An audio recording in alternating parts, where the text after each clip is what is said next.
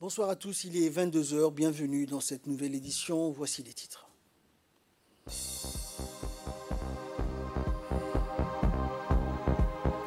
Intronisation ce matin du 34e sultan du sultanat de Tadjoura avec la participation du président de la République et de la première dame.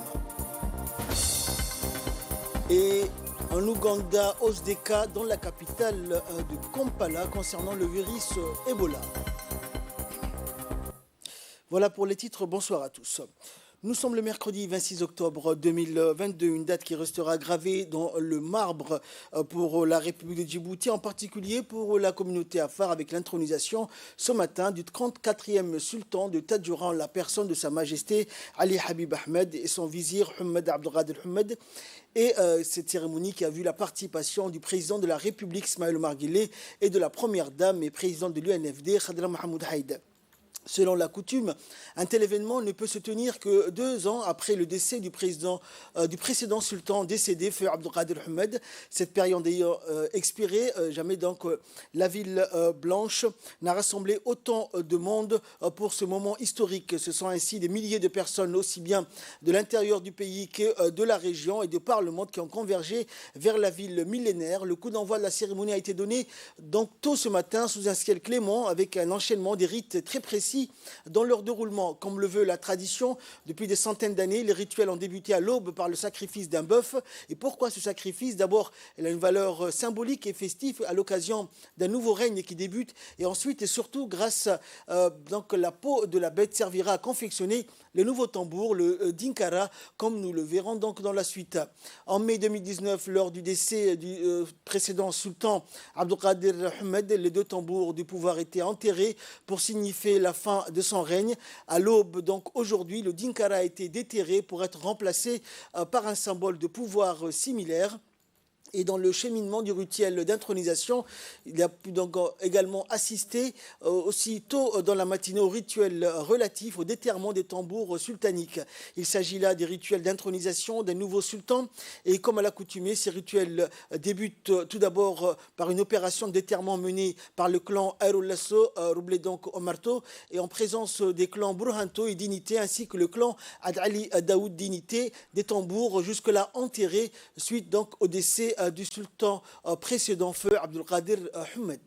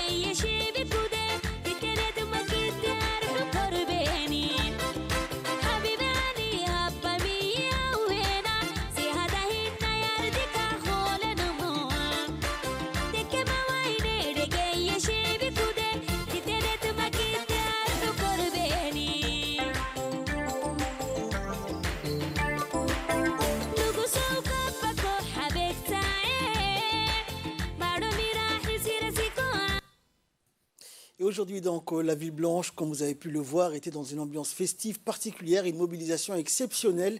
La ville de Tadjoura a rassemblé une très grande majorité de la population djiboutienne pour valoriser l'histoire et la culture de notre pays. Une journée haute en couleurs qui sera gravée dans la conscience collective de toute personne présente à l'intronisation du 34e sultan de Tadjoura. Et c'est avec la bénédiction des sages et des milliers de Tadjouriens venus pour assister à la cérémonie que le rituel de l'intronisation officielle du 34e Dardar a débuté avec le serment du nouveau sultan devant la foule accroupie qui ont prêté à leur tour allégeance au nouveau sultan. Ensuite, les sons de tambour communément appelés Dinkara qui étaient donc déterrés en retentis, marquant ainsi l'intronisation officielle du nouveau sultan de Tadjoura. Et enfin, les notables et les sages ont pris la parole pour réciter les versets du Coran et bénir ainsi le nouveau sultan que la cérémonie de ce matin donc a touché sa fin. Le président de la République, Ismaël Omar Guelleh, qui accorde une attention particulière aux valeurs culturelles et à l'inestimable patrimoine traditionnel du pays, a pris part donc à cette importante cérémonie accompagnée de la première dame et présidente de l'Union nationale des femmes djiboutiennes, Madame Khadra Mahamoud Haït, ce matin à Tadjoura, à la cérémonie d'intronisation du 34e sultan de Tadjoura, Dardar Ali Habib Ahmed, et son vizir Hamad Abdelkader Hamad. À son arrivée, le président de la République et la première dame ont été accueillis par le premier ministre Abdelkader Kamil et par le ministre de l'Intérieur Saïd Nouh, ainsi que par le préfet de Tadjoura Hassan Dabelé et le président du conseil régional Omar Hussein. L'événement a été marqué donc par la présence d'une importante délégation, notamment du premier ministre, ainsi que de l'ensemble des membres du gouvernement, des hautes autorités civiles, militaires, religieuses du pays, mais aussi des délégations des pays voisins. Le sultan de Tadjoura est le plus ancien sultanat de la Corne de l'Afrique, créé il y a plus de 800 ans. Il représente une autorité traditionnelle, morale et judiciaire importante. Il joue également le rôle de médiateur dans de nombreux conflits.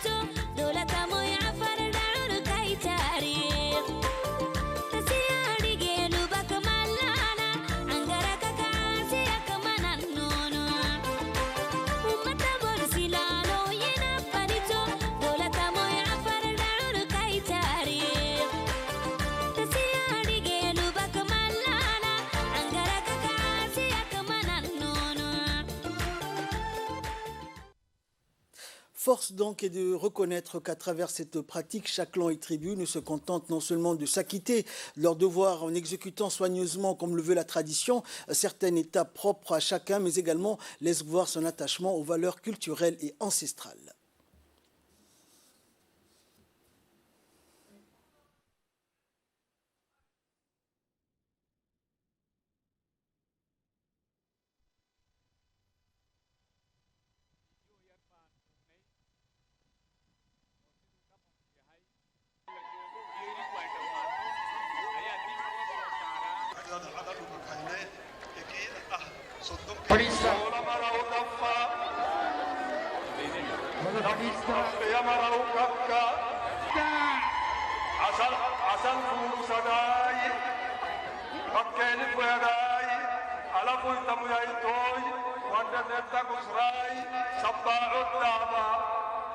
दरदर हमदी हबीबी बड़ी दरदर बड़ी अली दरदार मोतियो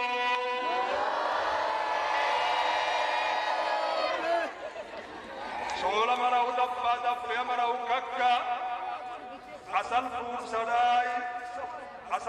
सदाई बक्केन फुयादाई अला फूड तमुयाई तोई वंडे डेल्टा कुसराई सब्बा उद्दामा दरदर हमदी हबीबी बड़ी दरदार मोतियो सोला मरा उदप्पा दप्पे मरा उकक्काई असल फूड सदाई बक्केन फुयादाई अला फूड तमुयाई तोई वंडे डेल्टा कुसराई सब्बा उद्दामा दरदर हमदी हबीबी बड़ी दरदार मोतियो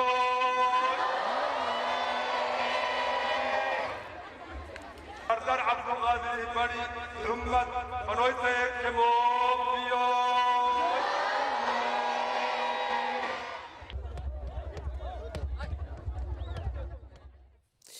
Et des moments forts de la cérémonie d'intronisation sont également nourris quand un membre de la tribu, Roble Umarto, a pris la relève pour confectionner de nouveaux tambours à l'aide du cuir neuf émanant des taureaux abattus pour la circonstance. Une succession de rites donc se sont poursuivis notamment avec des travaux de réfection de deux nouveaux tambours et puis le rinçage à l'eau de mer des tambours pour en laver les taches dues à un long séjour sous terre. L'étape finale des rituels est entreprise effectivement par un membre de la tribu Aigrella, donc chargé de porter le petit tambour et l'autre tambour, le plus grand, est porté par un membre de la tribu d'Ermela. Ce transport des tambours se fait jusqu'au site du couronnement où des milliers de personnes en effervescence se sont mobilisées pour l'acte final, autrement dit l'intronisation de Sa Majesté Ali Habib Ahmed, un couronnement procédé par le Miglis d'Ebn Kouéima. Toujours dans la continuité des pratiques rituelles, les différentes tribus et clans se sont rassemblés cette fois-ci pour procéder à l'opération donc du rasage des cheveux du nouveau sultan et de son vizir. Cette étape des rituels est d'une importance cruciale pour le Debne Kouérima car il s'agit d'un rite de purification pour montrer la sacralité de cet événement de couronnement du sultan. Dans l'actualité également, l'ambiance était encore à son comble aujourd'hui dans le grand sultanat de Tadjoura qui a pour capitale la ville blanche où le nouveau sultan de Tadjoura, Sultan Ali Habib Ahmed, a été couronné. Toute la ville était littéralement en effervescence et les festivités battaient leur plein. Le folklore et la tradition étaient également au rendez-vous. Et dans la continuité donc des pratiques rituelles, les différentes tribus se sont rassemblées cette fois-ci pour procéder donc à l'opération du rasage. Et c'est pourquoi les différents clans et tribus qui ont été présents en ont fait de ce rituel un moment unique.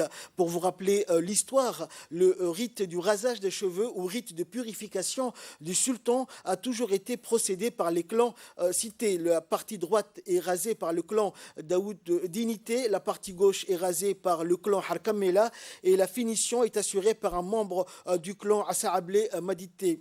À noter également la présence à cette grande cérémonie, la participation donc des Ougas de la communauté Issa Mustafa Mohamed. Et l'ambiance donc était à son comble aujourd'hui dans la ville blanche. Cette cérémonie qui a eu lieu à Tadjoura, chef-lieu de la région, a revêtu les allures d'une tribune privilégiée à la communauté djiboutienne de Tadjoura pour donner la pleine mesure de son attachement à ses valeurs culturelles, historiques et sociales. Un signe marque d'un sacre placé sous l'emblème de l'adhésion générale de la concorde d'esprit et de cœur. L'intronisation du nouveau sultan de Tadjoura, Ali Habib Ahmed, c'est son nom, a effectivement été célébré à l'unisson par une foule immense qui a pris donc d'assaut la place du 27 juin à Tadjoura où s'est déroulé l'événement, rappelant également la participation du président de la République et de la première dame à cette importante cérémonie. Dans le reste de l'actualité, le ministre de l'Agriculture, Mohamed Ahmed Awal, a reçu ce matin une visite importante de la délégation de la région Provence-Alpes-Côte d'Azur, PACA. C'est donc une délégation multispectrale et multidimensionnelle de la région sud de la France et qui a rencontré le ministre. L'objectif principal de la rencontre étant la promotion des différents aspects agricoles et de la coopération. Le ministre a ensuite discuté des relations bilatérales, des projets communs et avant de signer le mémorandum de différents accords cadres. Certains de ces accords cadres qui portent sur la gestion intégrée des ressources en eau dans l'agriculture, la gestion des installations et des infrastructures hydrauliques, la détermination des impacts du changement climatique, le soutien à la coopération agricole et enfin la formation des gestionnaires et des membres de coopération. La visite s'est clôturée par un échange de cadeaux entre les deux parties avant de se conclure par une photo de famille pour immortaliser le moment. Et le ministre de l'Environnement et du Développement durable, Mohamed Abdelkader Moussa Helem, a reçu également le président de la région PACA à la tête d'une forte délégation, Renaud Muselier.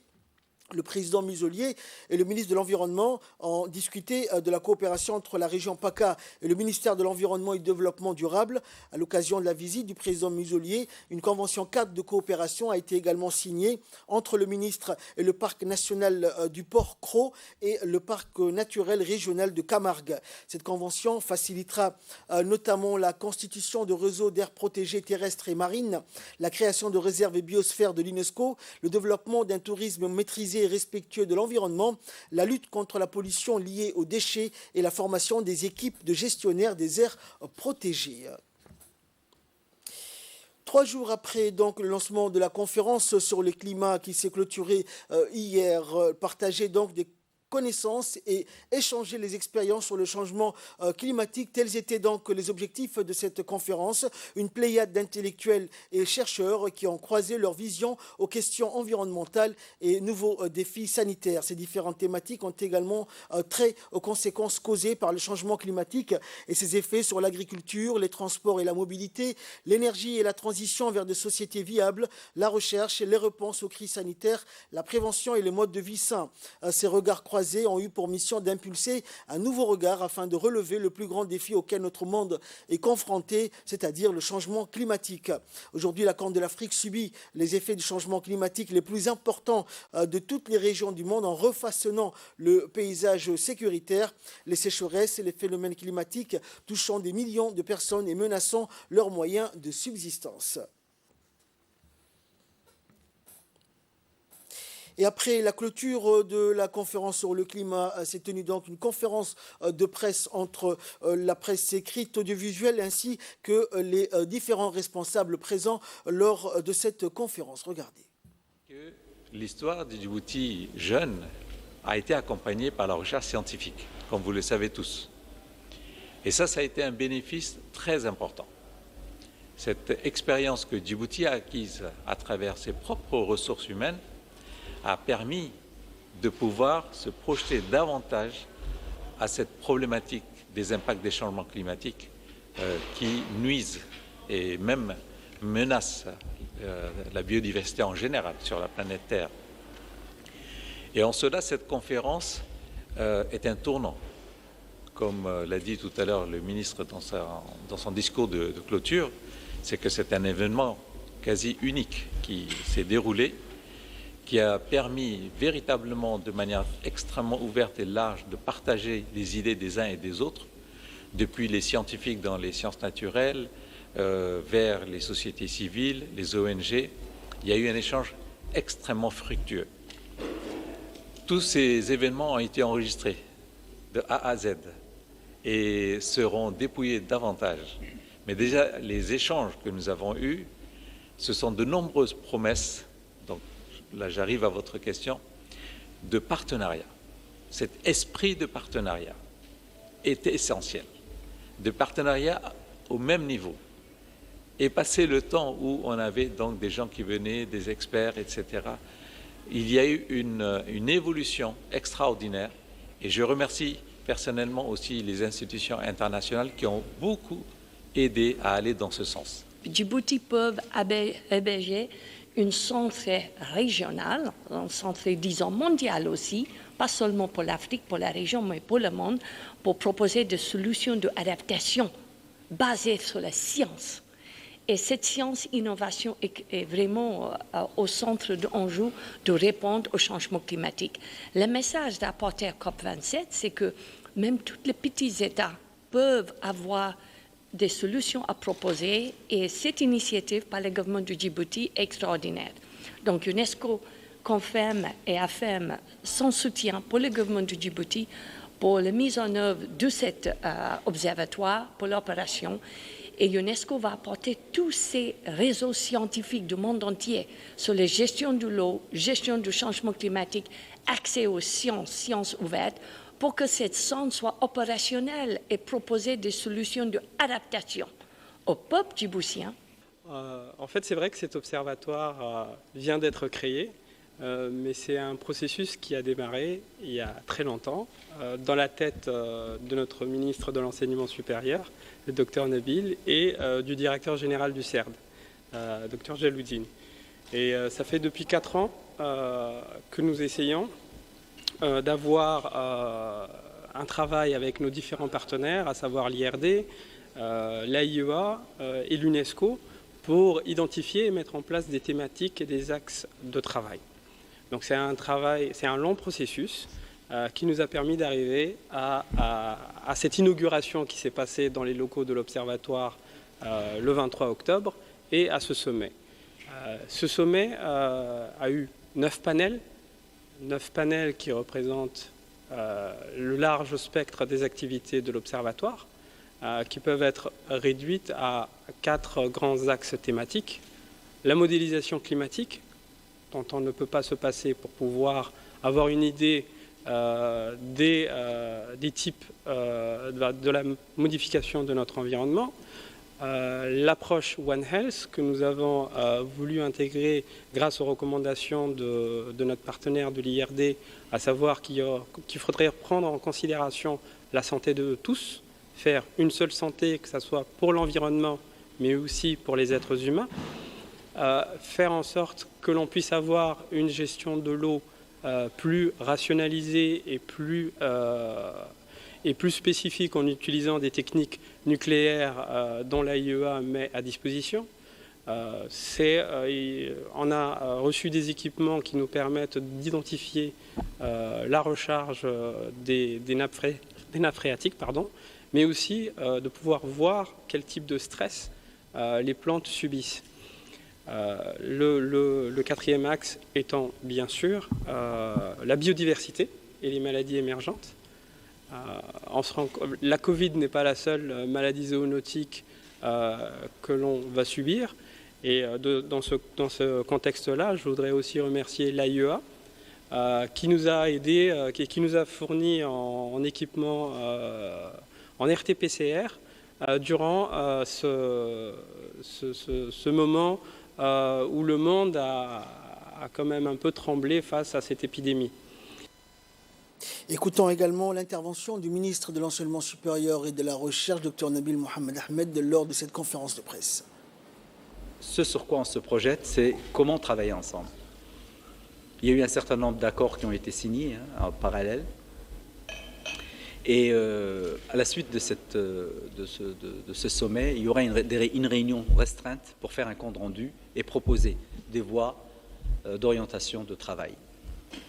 En tout cas, ce qui est sûr, encore une fois, je vous le dis, au-delà de l'engagement, il y a déjà eu des accords, des possibilités d'accueil d'étudiants, de domaines de recherche très précis ont été déjà donc discutés Et c'est quelque chose ce sont des éléments en tout cas totalement à l'ordre du jour à la suite de ce sommet.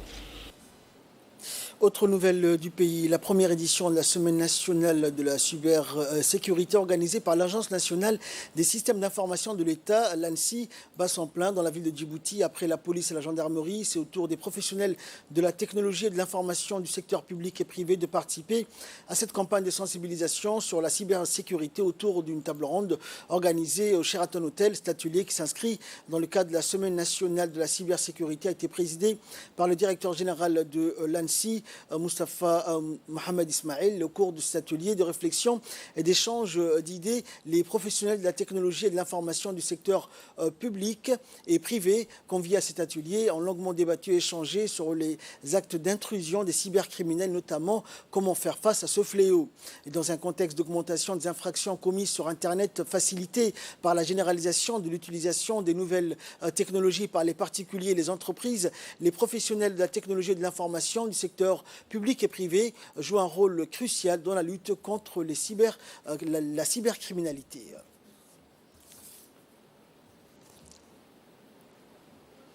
Écoutons pour plus de précision l'intervention du directeur général de l'ANSSI.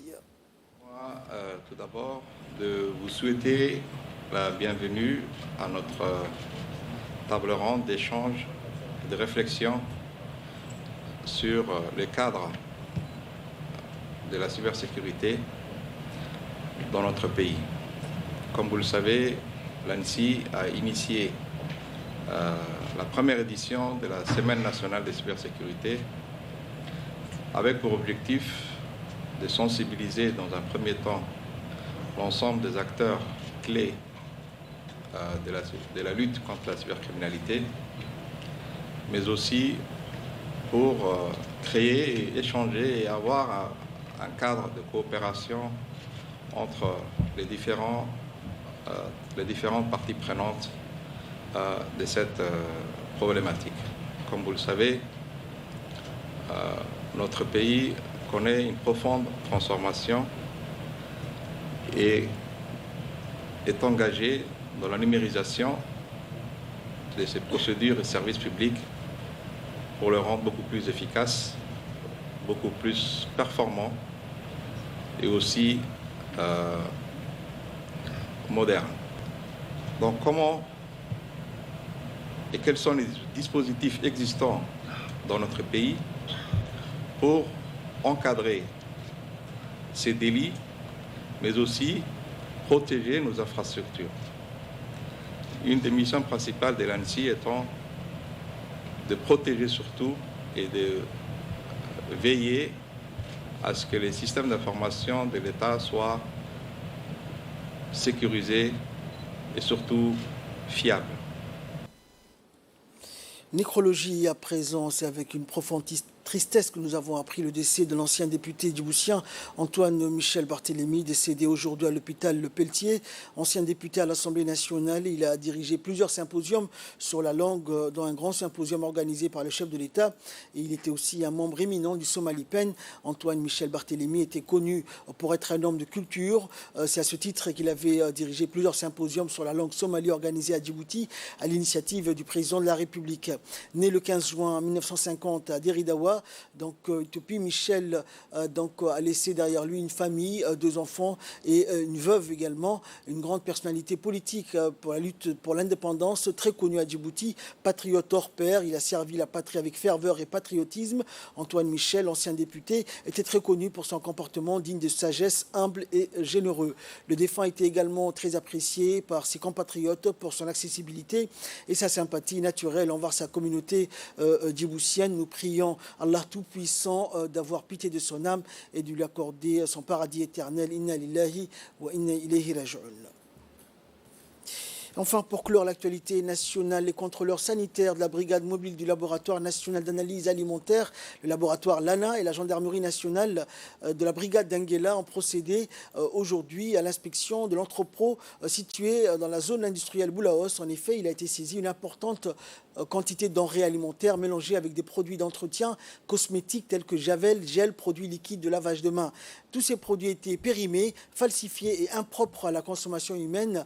Les commerçants donc mal intentionnés induisaient les consommateurs en erreur en pratiquant des actes de falsification grâce à une machine à coudre. De ce fait, le laboratoire LANA et la gendarmerie nationale ont procédé à la saisie de l'ensemble de ces produits. De même, le laboratoire, en présence des officiers de la gendarmerie nationale, a procédé à la fermeture du local. Il s'agit des prérogatives du LANA de veiller au grain et d'empêcher l'entrée sur le marché de produits non conformes et présentant un risque sanitaire pour les consommateurs. C'est la raison d'être donc du LANA qui assure le contrôle sanitaire des produits alimentaires mis sur le marché national dans l'ensemble du territoire.